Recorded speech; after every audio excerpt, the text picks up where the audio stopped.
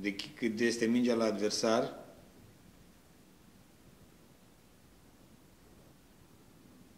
jucătorii noștri sunt ca lei, ca tigri.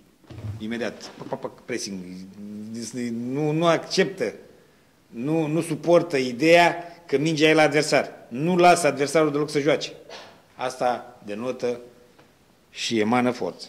Aduceți-vă, deci, de ultimii 5 ani, jucam, de exemplu, cu Iașu. 1-0. Ne chinuiam până la final cu 1-0, ăla, emoții, nenorociri. Doar când ne băgam, ne retrăgeam, ne atacau ăia. Piatra Neamțu, 1-0, ne retrăgeam câte o jumătate de oră la final, aoleu, inima, palpitații. Păi asta era Steaua până acum 5 ani. E acum 1-0, fac și 2-0, fac și 3-0, fac și 4-0, îți dau goluri multe, gol, ca să te distrug, să te năucesc și adversarii după aia când vin în Ghencea zic că, cum era pe vremuri, să nu ne dați multe.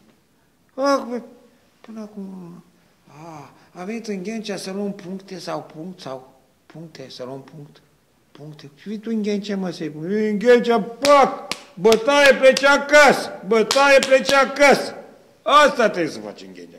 Și asta o să fie Steaua de acum încolo, da?